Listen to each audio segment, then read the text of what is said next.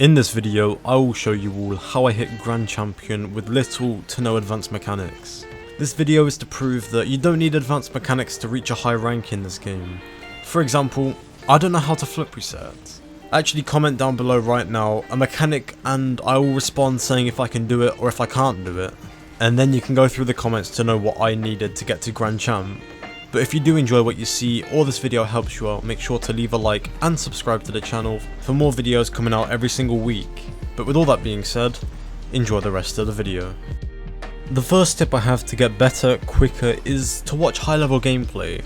For this you can watch RLCS to build up your game sense and decision making, but a lot of the time watching RLCS won't really benefit your own gameplay unless you're a really high player. To get the most improvement, I recommend watching gameplay which is about 200 mmR higher than you. So for me, I'm about 1500 right now. I'd watch around GC2, GC3 gameplay to improve the most because you get an insight on the higher ranks and what you'll need to do to play at the higher ranks. On top of this, you're exposing yourself to that gameplay before everyone else and you can analyze replays from it and figure out what they do which you don't. A website I recommend to get the replays from is ballchasing.com. This site has a load of replays that you can download. As well, you can filter it by the playlist, so you can look for 2's gameplay specifically or 1's gameplay, and it's a lot easier to search for gameplay and replays for you to get. As well, you can filter it to specific ranks and players, so if you want to find a pro player's game, for example Squishy, you can find a replay of him playing and analyse his decisions and why he does it. Overall, this site is just amazing and I recommend going on it. This also isn't a sponsored bit, by the way. The next tip I have, which is actually in Rocket League now, is to have a consistent warm-up routine. This can be as intense as you want, but if you're looking for the warm-up routine that I use, there will be a link below in the description and it will be on the end screen as well. But just remember that the longer you warm up, the warmer and the better you're going to be playing, and eventually the quicker you'll rank up. The next thing I'll be going over is free play. I'll be breaking this down into 2 parts, which are what to do and how to improve the fastest using free play. Before you use it though, I recommend downloading Backers mod if you're on PC because it will help you with some of the drills later on. My favourite drill is where you hit the ball as hard as you can and you try to follow it up as fast as possible. Overall, this will improve your game speed and your power shots mostly, which will make you an overall better player. And on top of that, your recoveries will get better because you're trying to hit the ball as fast as you can. You've got to learn how to recover quickly. With this drill, it goes so fast that it will force you to make mistakes. And that's the best way to learn, by pushing yourself to your limits. Something else that will help you a ton is ignoring the ball and just going around and focusing on your recoveries. Just go around the map, get yourself into awkward situations and then recover from them. This can be on the ground or it can be in the air. It depends on what you're doing, but make sure you can get out of any awkward situation and focus especially on half flips and wave dashes. I know I always talk about them, but they are vital to getting better and getting into the higher ranks. You do need them, and I may or may not have a tutorial on wave dashing and it may or may not be in the description. That was the most shameless plug I've ever done, I'm so sorry. The next thing you need to know is rotations and positioning. This will vary for every game mode, but I'm going to be going over the basics of 2v2s and 3v3s rotation here. With both of these, I'm going to be splitting the field into a 3x3 grid just to make it a bit easier for you. In 2v2s, you do not want to be in the same grid as your teammate because if the other team clear the ball, you're going to get scored on. As well as this, you don't want to be more than 1 grid away from your teammate. On screen right now, you can see the grids I could be in to be able to support my teammate, and the rest you should just not be in. In 2v2s, you should move with your teammate offensively and defensively.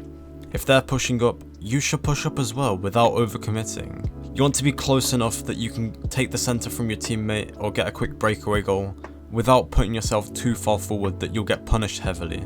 For defense, it's quite similar. You want one person challenging the ball and the other one in net or waiting for the pass. But it does get more complicated when you add another player and we get into 3v3's rotations. To make this easier for you, I'll be splitting it into offensive and defensive rotations just like I did last time. And we're going to be starting with offense. I'll be numbering the players 1, 2 and 3, and 1 will be centering the ball in this situation where 2 will be receiving the pass and 3 will be there just in case a clear happens. As 1 centers the ball, he will rotate behind as 3 pushes up more. 2 will be centering the ball, 3 will be the one scoring the goal, and 1 will be behind. This sort of cycle just keeps going on and on until a goal is scored. And rotations are the best way of creating pressure. They force your opponents into uncomfortable situations. They may not be the flashiest thing to do, but they get you wins. But there are two things you should note about rotations though. One, they're fluid. You can break these set of rules and scenarios I'm setting. It's just a baseline of what you need basically. And two, your rotations will get better naturally over time, so don't stress about it too much. But if you want to learn them, just grind out a specific game mode. Just keep playing and you'll get better over time. Also, I forgot defensive 3's rotations. I'm going to make this really short just for you.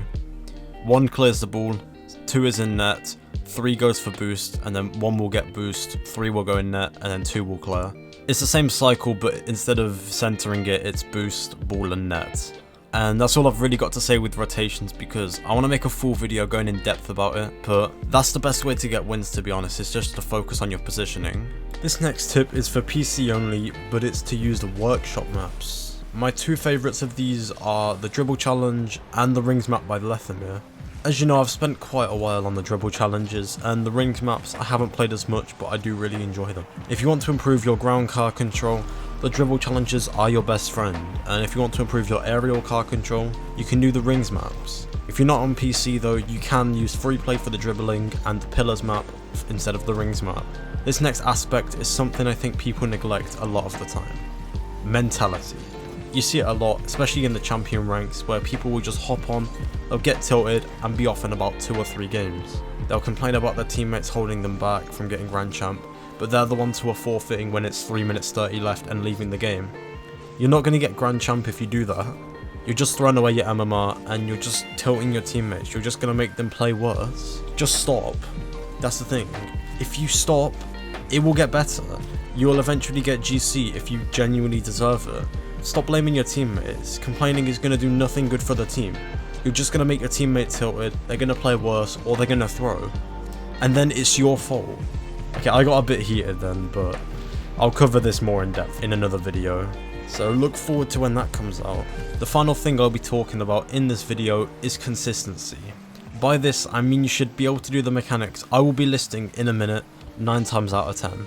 To work on this, you will use everything that I've shown before, so the training packs, the free play, everything, especially workshop maps, they're really good. But let's talk about the mechanics that you will actually need to get Grand Champ. These are wall play / reads, half flips, the ability to read the ball in awkward spots, power shots, power hits, aerials, aerial control, air dribbles, backboard clears, and double taps. There's a list on screen right now, but if you feel like one of these is your weak spot, just go into training, watch a tutorial on it, and just focus on that for like a week, and you'll feel so much better about it. Make it into one of your strong spots. Also, a quick bonus tip is to play to your strengths. For example, if you're really good at air dribbles, and you know you can score them consistently, go for them more often than most people do. Just do what you feel comfortable with, but also stay unpredictable. So maybe go for an air dribble bump every now and then, or do a fake, or pass it to your teammate. If you do all of this, you'll eventually rank up to Grand Champion. But that's all for this video. I got quite in depth with a few topics, particularly rotations, but I just want to help as many people out as possible with this video. One more thing I recommend is to have patience. I was hard stuck Champ 1 for almost a year, and then 2 months after I was in GC. It will happen, and you're going to be hard stuck for a while, but just enjoy the process of improving and you'll get better. Your mentality will get better, and you'll just enjoy the game a lot more. If you did enjoy this video though, make sure to subscribe to the channel, as I do post content like this every single week, and I'd love to make YouTube my job in the future. But thank you all for watching, and don't forget to have a great day, and stay safe.